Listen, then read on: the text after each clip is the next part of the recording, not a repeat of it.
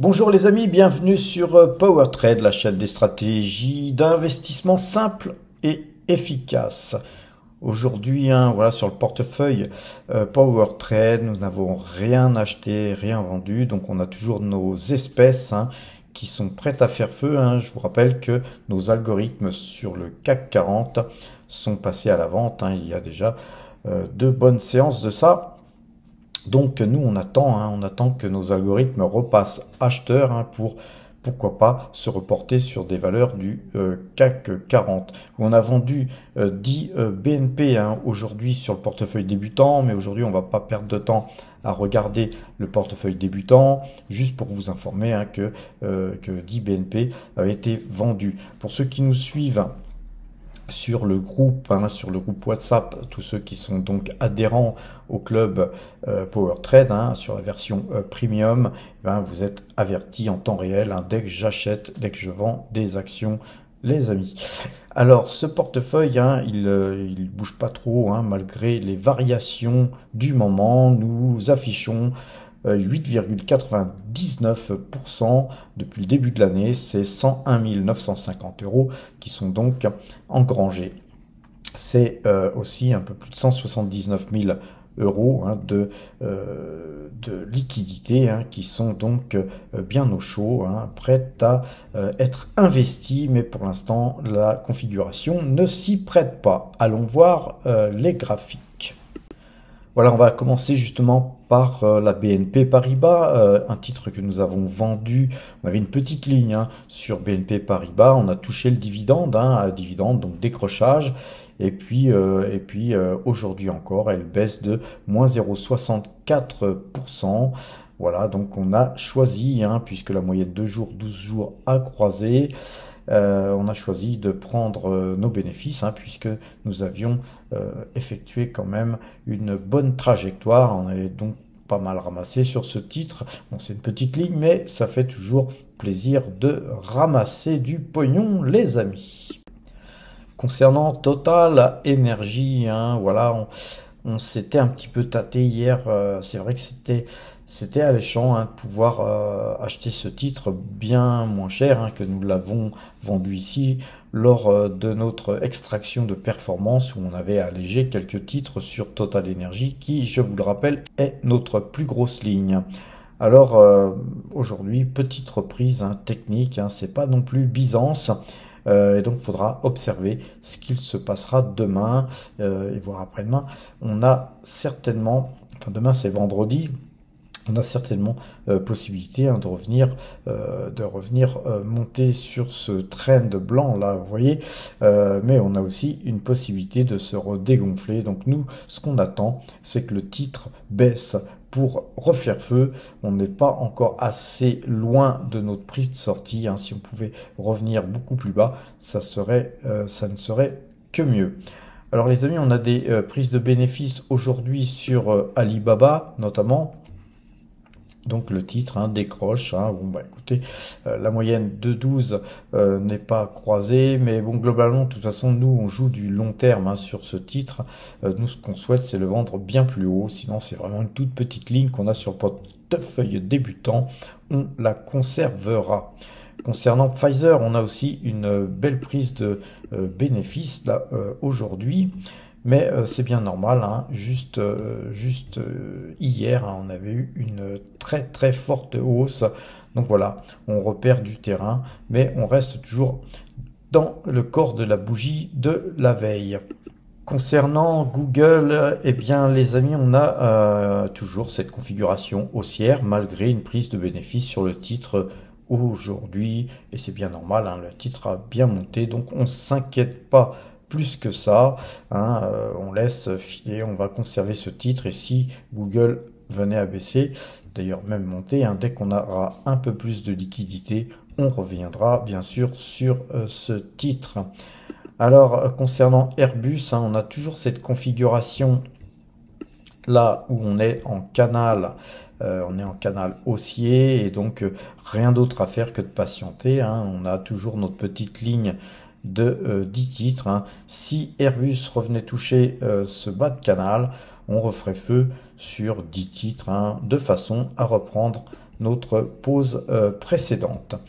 Concernant aussi Vinci, prise de bénéfice encore aujourd'hui, hein, donc le titre là, il commence à donner des signes de fatigue, hein, je pense qu'on va aller au moins toucher ce trend. En tout cas, nous, on a une petite ligne, on conserve. Concernant Dassault Systèmes, prise de bénéfice, hein, on va zoomer, hein, parce que là, c'est intéressant de voir que, en fait, hier, on a eu une belle hausse dans un marché qui était baissier. Et puis là, aujourd'hui, on a un marché qui est plutôt haussier, une petite reprise technique et prise de bénéfice à contrario sur Dassault Systèmes. Concernant Dassault Aviation, par contre, pareil, à contrario, on a plutôt là aujourd'hui une petite bougie de hausse. C'est pareil, hein, c'est un titre qu'on conserve. On attend de voir plus haut pour vendre. Concernant Saint-Gobain, eh bien Saint-Gobain se reprend.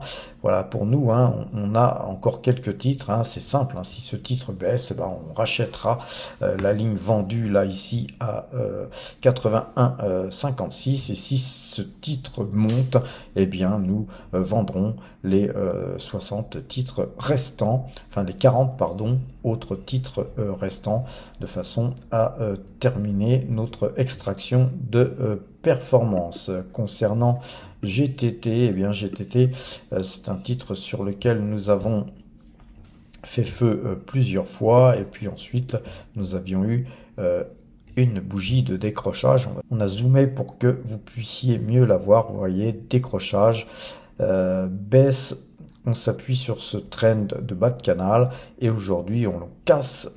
D'ailleurs, hier, on avait cassé aussi ce bas de canal. Hein. Si on déplace un petit peu cette flèche, on verra mieux. Et aujourd'hui, on revient clôturer sur ce bas de canal. Donc ça, c'est très très bien parce que c'est peut-être les points bas qu'on a vus et que GTT va rebondir suite à cette figure. En tout cas, il faudrait voir la moyenne 2 jours, 12 jours croisés à la hausse pour revenir sur ce titre. Concernant DNO ASA, on a une très belle configuration hein, sur DNO ASA, puisque nous avons cassé ici un trend qui était très très baissier. Donc là ici, cassure de ce trend.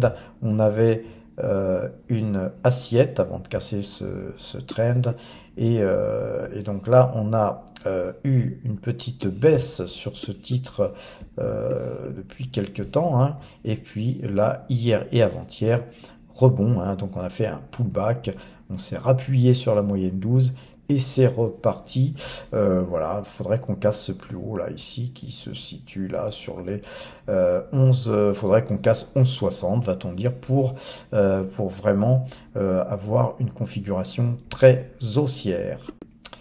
Alors concernant ASML, hein, un titre que nous avions acheté à 845,60, voilà, on est à 876, on a fait une très belle opération, hein, puisque sur ce croisement de moyenne mobile 2 jours, 12 jours, rappuie hein, sur ce trend, hein, donc pullback sur ce trend violet qui est un trend très fort, et puis belle bougie aujourd'hui de hausse. Il faudrait valider ça demain, mais voilà, en tout cas à l'image d'NVIDIA en fait, hein, c'est NVIDIA qui tire toutes les sociétés qui travaillent dans le semi-conducteur, et ASML, hein, vous savez qu'ils font des machines hein, justement pour les fonderies. Donc c'est un titre hein, d'excellente qualité hein, qu'on peut garder en fond de portefeuille ou qu'on peut trader comme nous le faisons ici ou là. On prend vraiment quasiment aucun risque sur ce titre, hein, puisque tôt ou tard, normalement, hein, ce titre verra toujours des sommets, des plus hauts, et les plus hauts, on aime ça, surtout quand on est investi sur le titre. Concernant Thermador, là on a une série de bougies en forme de flûte rouge que j'aime pas trop, hein, c'est pas de bon augure en général. Nous avons ici cassé ce trend, un signal d'achat, mais là aujourd'hui on consolide difficilement, et chaque fois on tape des plus bas, donc c'est pas très bon, mais c'est un titre d'excellente qualité, et quand le CAC est vendeur, eh bien il souffre. On va prendre notre mal en patience, et puis on achètera peut-être ce titre s'il continuait à baisser. Rubis, Rubis, configuration de acheteuse, mais c'est pas terrible, ceci dit, donc on ne fera rien, on attendra de voir vraiment une bougie qui casse tous ces plus hauts ici pour pourquoi pas revenir sur ce titre. Alors Noram Drilling, même chose, là on a une configuration un peu difficile en flûte, on a rebondi et puis nous voilà repartis. Mais là, cependant, avec 4 bougies vertes, donc voilà, faudrait voir cette moyenne 2 jours, 12 jours croisés pour, pourquoi pas, refaire feu sur le titre. Concernant Kaufman et Broad, là on est toujours acheteur, en moyenne 2 jours, 12 jours à l'achat. Aujourd'hui, belle bougie verte qui annule la bougie de la veille. On restera toujours bien sûr sur ce titre. Alors Thales, très très belle société aussi. Thales, on est acheteur de Thales. On a fait 2 achats ici, et notamment un avec la cassure de ce trend. Petit pullback, là on a l'air de repartir. Encore une fois, il faudrait casser ces plus hauts pour vraiment s'assurer de voir le titre monter encore plus haut. Alors, on va pas faire les valeurs aurifères car elles baissent, il n'y a rien de spécial à montrer, mais on va quand même montrer Taiwan Semiconducteur. On casse les plus hauts, la très très belle configuration haussière. Encore une fois, c'est grâce aux derniers résultats qui ont été annoncés par Nvidia que tout le secteur, Nvidia embarque tout le secteur, et surtout Taiwan Semiconducteur qui travaille beaucoup avec Nvidia. Alors les amis, on va voir Tesla, eh bien Tesla qui fait des hauts et des bas. Encore une fois, je vous la montre comme ça car je sais que beaucoup d'entre vous affectionnent la valeur, un petit peu comme moi, mais que actuellement, moi perso, j'ai quand même quelques doutes sur la véracité de la hausse là qu'on a vu ici. Là, faudrait vraiment patienter, il faudrait vraiment qu'on casse ces plus hauts ici pour retrouver confiance en ce titre, où il faudrait que tout simplement Tesla nous publie de très très bons résultats. Alors concernant HCO, nous avions ici vendu à 3,26. C'est une vente qui, je pense, méritait d'être faite. On clôture justement pile poil à 3,26, prix où nous sommes sortis. Donc pour l'instant, on ne peut pas vraiment dire qu'on a fait une bonne affaire, mais on ne peut pas non plus dire qu'on a fait une mauvaise affaire. Ce titre va verser son dividende demain. Et bien on va voir comment le titre va se comporter, surtout après le versement de ce dernier. Alors concernant H Autoliner, il faudrait vraiment qu'on revienne au-dessus de ce canal haussier, dans ce canal. Là pour l'instant, on a plutôt une configuration baissière, mais on conservera ce titre notamment pour son généreux dividende. Concernant Atos, toujours dans ce bol, on a un peu élargi ce bol, mais on reste dans un bol. On a une situation bolistique, si je puis m'exprimer ainsi, avec une bougie de hausse.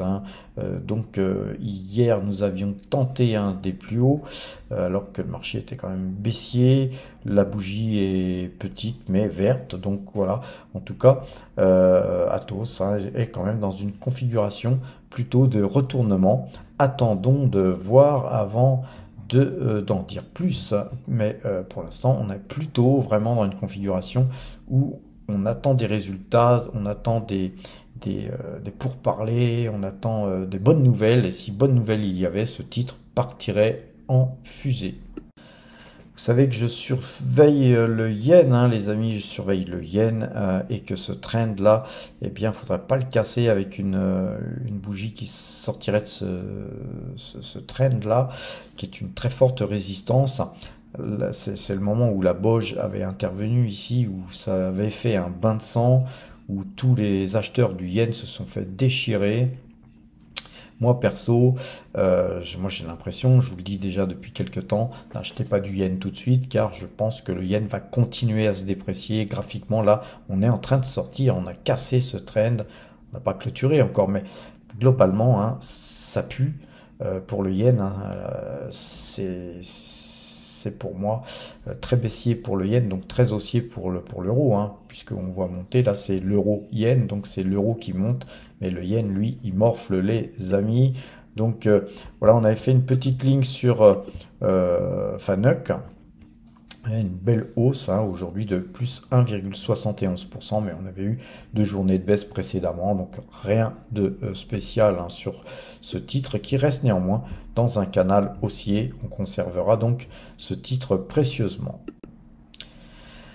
Alors les amis, quand on extrait de la performance, on a forcément une chance sur deux d'avoir raison, mais aussi une chance sur deux d'avoir tort. Mais sur PowerTrade, on monte tout. Hein. On ne cherche pas à embellir les situations, quoi qu'il arrive. Hein. Quand on se plante, il n'y a aucune honte à ça. Et puis quand on réussit, il n'y a pas non plus une gloire à ça. On a fait tout simplement notre travail. Concernant Parex, on a bien joué puisque nous avons vendu l'ensemble de nos titres à 23,67, on est à 22,31 et vous voyez que la configuration est un chapelet de bougies rouges et que ça pue hein, sur le titre, bien que ce soit une bonne valeur.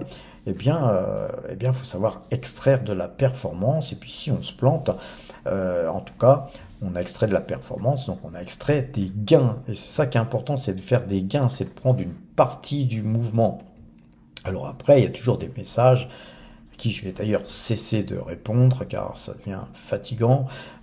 Quand quelqu'un regarde qu'une partie de la vidéo ou quand quelqu'un regarde une vidéo mais n'a pas vu quelques dizaines voire quelques centaines d'autres, il comprend pas la stratégie de PowerTrade et voilà, ils se permettent de faire des messages, donc on va les laisser écrire, hein. Si ça peut les occuper, ça sera toujours ça, mais globalement, voilà, sur un titre comme ça, nous on a bien gagné, on a extrait de la performance, après tant mieux, puisque ce titre baisse, on va pouvoir le racheter plus bas, sur cette configuration là, on aura tout bon, et c'est assez souvent hein, que nous avons tout bon.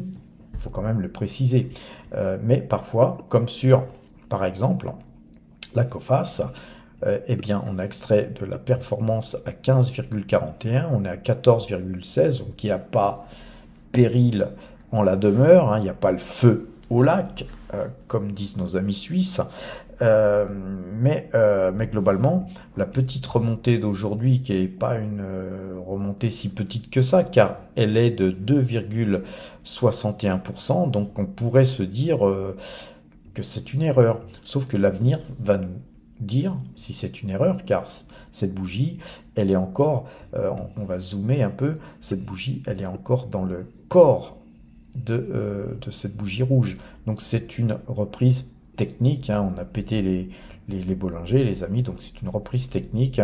Parfois, il y a des reprises techniques qui se confirment, et puis parfois, eh bien, c'est un petit peu reculer pour mieux sauter et repartir plus bas.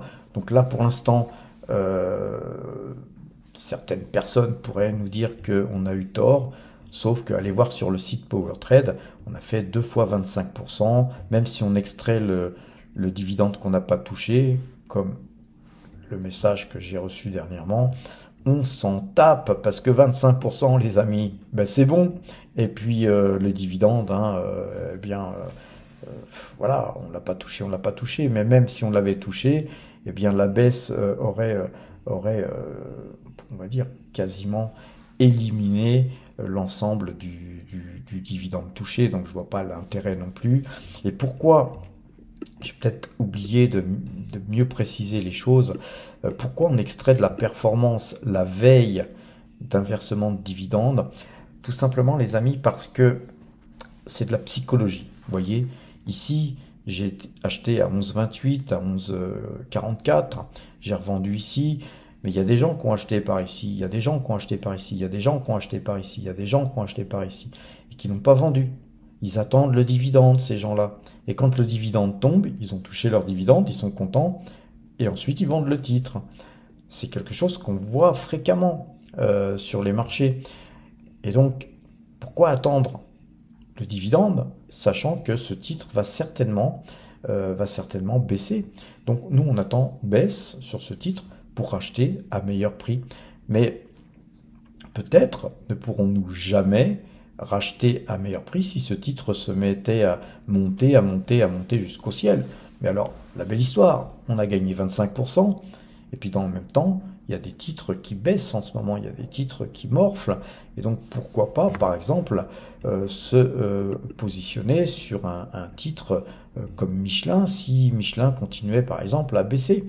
Mais c'est peut-être pas le très bon exemple, car pour que Michelin puisse être achetable, pour moi, il faudrait qu'on soit en dessous de notre prix de vente, ou au moins peu ou prou sur la même zone. Alors, on va regarder Mersenne par exemple. Eh bien, Mersenne s'est repris aujourd'hui aussi. Donc, on a extrait de la performance à 39,42. Là, il n'y a pas eu de dividende versé, mais nous sommes à 39,15. Et donc, pour l'instant, on peut dire qu'on a toujours bien vendu malgré une petite hausse aujourd'hui. Mais c'est pas parce qu'il y a une petite hausse aujourd'hui qu'il n'y aura pas une grande baisse demain. Donc, nous sommes patients. Nous attendrons donc une baisse sur ce titre, et s'il n'y avait pas de baisse sur ce titre, eh bien il y a foison de titres à acheter et à vendre, les amis. Il n'y a pas que Mersenne dans la vie, ni d'ailleurs LVMH ou Hermès. Vous voyez, par exemple, LVMH, justement, venons-y, c'est une valeur que nous avons acheté, vendu, acheté, vendu. Là, à chaque fois, on a ramassé du pognon. Allez voir sur le site powertrade.fr, on vous montre tout ce qui a été acheté, tout ce qui a été vendu, à quel prix ça a été acheté, à quel prix ça a été vendu. Vous pouvez retrouver sur le prix acheté, vous cliquez sur le prix et vous arrivez sur la vidéo où j'avais dit que j'achetais cette valeur. Si vous cliquez sur le prix de vente, vous avez la possibilité d'aller visionner la vidéo où je disais, voilà, je vends LVMH à tel prix. Là, ici, on avait un croisement de moyenne mobile 2 jours, 12 jours avec une ATH ici qui était inquiétante, hein, puisqu'on avait une bougie de retournement. Voilà, retournement. On a eu des faux signaux d'achat sur la moyenne 2 jours, 12 jours. On est dans un canal baissier, les amis, hein. Je vais vous le tracer d'ailleurs. Comme ça, vous le verrez mieux. Alors, canaux parallèles. On trace ça sommairement, hein, c'est juste pour vous montrer. Vous voyez que moi, perso, sur ce titre, j'aimerais voir un croisement de moyenne mobile 2 jours, 12 jours. J'aimerais voir une cassure de ce canal baissier et, de qui plus est, acheter en deçà de mon prix de vente. Si ces trois conditions étaient respectées, eh bien, je reviendrai sur cette valeur avec plaisir. Mais là, actuellement, sur LVMH, si belle valeur soit-elle, j'ai pas envie de l'acheter. J'ai pas envie de l'acheter car je sens bien que, et là c'est du sentiment, mais je sens bien qu'elle va aller plus bas, ou tout du moins qu'elle risque d'aller plus bas, et donc on prend un risque de ne pas pouvoir l'acheter plus bas, car elle peut se retourner demain et puis repasser au-dessus de mon prix là, de vente. Mais globalement, pour l'instant, elle est déjà 25 euros en deçà de mon dernier prix de vente. Donc je pourrais même revenir sur cette valeur à meilleur compte que là quand j'étais sorti, et puis ensuite attendre, hein, pour extraire de la performance. D'ailleurs, vous voyez, si on zoome, si vraiment on zoome, on voit que sur LVMH, hein, on voit que la bougie là, c'est une petite reprise technique de rien du tout, hein, par rapport aux trois baisses qu'on a eues là dernièrement, et puis la baisse qu'on a eue pendant tout ce canal baissier. On voit bien que c'est très faiblard, et que on a parlé de volume, hein, aujourd'hui sur le groupe. Moi je regarde pas trop les volumes, mais par contre quand il y a des gros volumes, que ce soit à la baisse ou à la vente, évidemment que je regarde. Mais là, vous voyez, vous avez des faibles volumes, petites bougies. Donc, en fait, c'est quelques acheteurs qui pensent pouvoir acheter à bon compte, qui ont fait la bougie, hein, tout simplement. Mais ont-ils raison? L'avenir nous le dira, les amis, et je pense pas qu'ils auront raison. Mais voilà, comme tout le monde, je me trompe. Mais en tout cas, je mets pas d'argent sur quelque part cette possibilité de me tromper. C'est surtout ça qui est important, c'est essayer de pouvoir éliminer les scénarios les moins probables. Alors, sur Hermès, les amis, on a la même configuration, hein. On a une toute petite bougie de rien du tout, avec là une bougie assez impressionnante, une bougie là qui était pas belle, croisement de moyenne mobile 2 jours, 12 jours ici, hein, avec un petit pullback qui n'a pas pu croiser. Bon, globalement, on est dans un range baissier, hein, et la configuration, elle est pas belle du tout, hein. On a un doigt, 2, 3, 4 doigts, on pourrait rebondir et remonter pour former un 5e doigt de la main, et 5e doigt de la main, ça serait grosse baisse, hein, les amis. La main du diable, ça ne pardonne pas. Donc en plus c'est un titre Hermès qui a énormément monté. On va dézoomer. Vous voyez que c'est un titre qui monte beaucoup, mais malgré toutes les grosses baisses qu'il peut faire, vous voyez qu'il y a quand même des phases de baisse assez importantes. Et c'est dans ces phases de baisse qu'il faut ramasser le papier et non faire le contraire, bien entendu. Donc sur Hermès, eh bien on surveillera ce titre. On va regarder la Française des Jeux, hein, on la surveille, c'est là, car on est à 34, hein, on s'approche de notre dernière vente, mais voilà, on a une configuration qui est pas belle du tout, hein. On a vraiment un dos de chat là ici qui fait que personnellement, à la moindre crispation, ce titre va décrocher, hein. Si on casse ce train blanc là, ça va faire mal. Donc je vais un peu le tirer d'ailleurs, car on l'a un peu dépassé. Donc voilà, il faut qu'on trace, qu'on casse ça pour qu'on puisse tracer et retracer des zones plus basses, hein. Je pense pas qu'on revienne sur 30, hein, mais globalement, même si on pouvait revenir à 32,56, hein, 32, même, allez, 33, 33,10, on achèterait la valeur, on commencerait à l'accumuler. Alors concernant Berkshire Hathaway, il y a très longtemps, hein, que nous ne sommes pas revenus sur ce titre. Eh bien ce titre, voilà, je vous le montre parce que il est intéressant, hein, puisque en fait Berkshire Hathaway c'est plutôt un fonds d'action qui représente bien, hein, en fait le S&P 500 notamment. Et là il y a vraiment une période de latéralisation, et là on voit une bougie rouge extrêmement baissière là en ce moment sur ce titre. Et donc quand on voit ce titre baisser fortement, puisqu'il baisse de 1,86% quand même ce soir, au moment où je vous parle, eh bien c'est représentatif, hein, d'un signal de vente sur le S&P 500, hein, tout simplement. On va aller voir le S&P 500, mais globalement, cette bougie montre que le marché américain il est faible, très faible, et qu'il pourrait continuer à baisser. Donc, globalement, quand les marchés américains baissent, le lendemain, le marché français suit, et suit comme un petit chien, et donc il faut s'inspirer des indices. Encore une fois, les amis, sur le groupe, hein, on donne les signaux d'achat et de vente sur les différents indices, hein, S&P 500, le CAC 40, le DAX, tout ça, ça vous permet de sentir la force du marché. Et le soir, hein, quand on a un indice, on va aller voir les indices, comme le S&P 500, quand le S&P 500 baisse, vous voyez qu'on a à peu près la même bougie sur le S&P 500 que sur Berkshire Hathaway. Donc là, vous voyez, c'est pas encourageant, hein, ça donne pas envie d'acheter ce genre de bougie.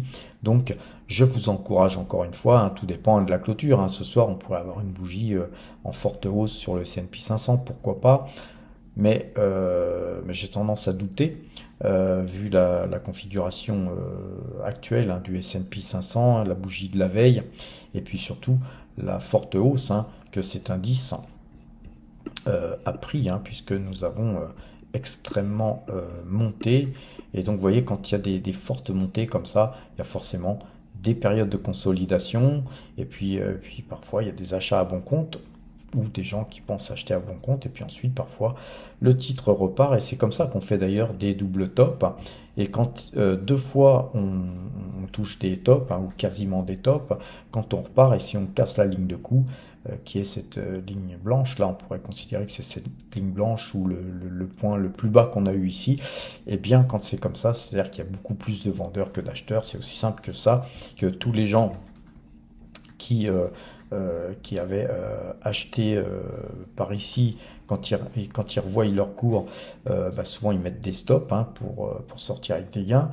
Et quand toutes les stops sont enclenchés, forcément, le marché, qu'est-ce qu'il peut faire d'autre que de dégueuler, si plus personne n'achète, bien sûr, ça baisse. Donc, configuration plutôt mitigée et je dirais baissière sur le S&P 500.